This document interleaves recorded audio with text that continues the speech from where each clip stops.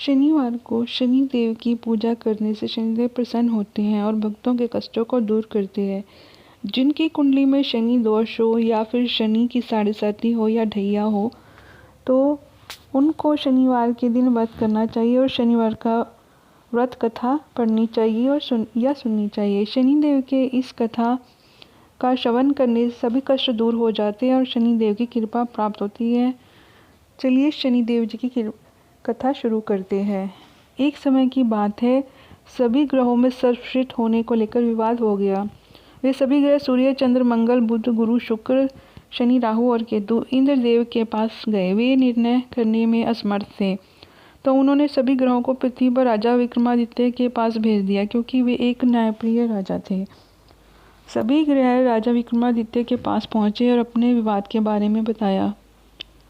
राजा विक्रमादित्य ने सोचा विचार के बाद 9 धातु स्वर्ण, रजत, कांस्य, पीतल, सीसा, रांगा, जस्ता, अभ्रक और लोह से सिंहासन बनवाया और उनको क्रम से रख दिया। उन्होंने सभी ग्रहों को इस पर बैठने को कहा।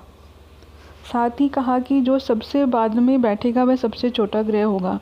लोहे का सिंहासन सबसे अंत में था, जिसकी वजह से शनिदेव सबसे अंत में बैठे। इस वजह से वे नाराज हो गए। उन्होंने राजा विक्रमादित्य को कहा कि तुमने जानबूझकर ऐसा किया है। तुम जानते नहीं हो कि जब शनि की दशा आती है तो वह 2.5 से 7 साल तक होती है। शनि की दशा आने से बड़े बड़े व्यक्ति का विनाश हो जाता है। शनि की साढ़े साती आई तो राम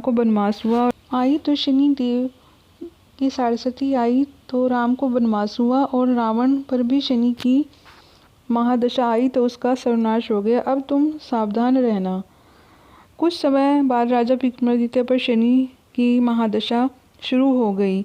तब शनिदेव घोड़ों का व्यापारी बनकर उनके राज्य में आए। राजा विक्रमादित्य को पता चला कि एक सौदागर अच्छे घोड़े लेकर आया है, तो उन्होंने उनको खरीदने का आदेश दिया। एक दिन राजा विक्रमादित्य उनमें से एक घोड़े पर बैठे तो उनको लेकर जंगल में भाग गया और वह घोड़ा गायब हो गया। राजा विक्रमादित्य का बुरा वक्त शुरू हो गया।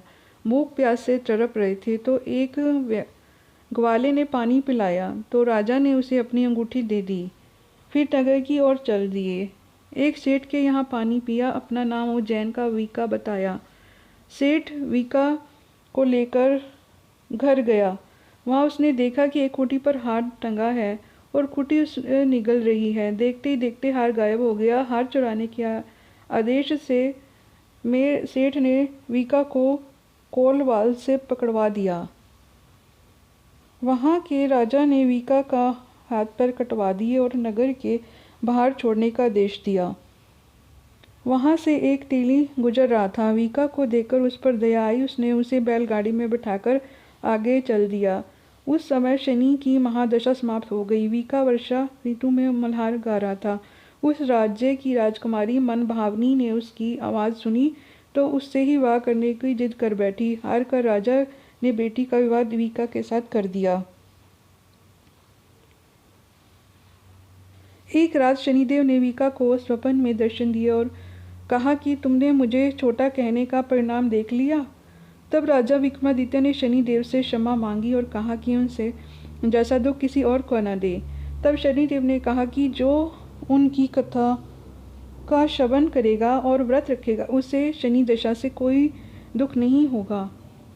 शनिदेव ने राजा विक्रमादित्य के हाथ पैर वापस लौटा दिए। जब सेठ को पता चला कि वीका तो राजा विक्रमादित्य है, तो उसने उनका आदर सत्कार अपने घर पर किया और अपनी बेटी श्री कंवरी से उसका विवाह कर दिया। इसके बाद राजा विक्रमादित्य अपनी 2 पत्नियां मनभावनी एवं श्री कंवरी को साथ अपने राज्य लौट आए, जहाँ पर उनका स्वागत किया गया। राजा विक्रमादित्य ने कहा कि उन्होंने शनिदेव को छोटा बताया था, लेकिन वे तो सर्वश्रेष्ठ हैं। तब से राजा विक्रमादित्य के राज्य में शनिदेव की पूजा और कथा रोज होने लगी। इस प्रकार जो भी शनिदेव की कथा पढ़ता है, सुनता है और व्रत रखता है, उस पर शनिदेव कृपा करते हैं, उसके कष्टों को और दुखों को दूर करते हैं और वो शनिदेव की कृपा का पात्र बन जाता है और शनिदेव उस पर प्रसन्न होते हैं। उस पर साढ़े सती का भी असर नहीं होता, ना ही ढैया का कोई असर होता है। जो शनिदेव की कथा पढ़ते सुनते हैं और व्रत रखते हैं, तो शनिदेव की जय।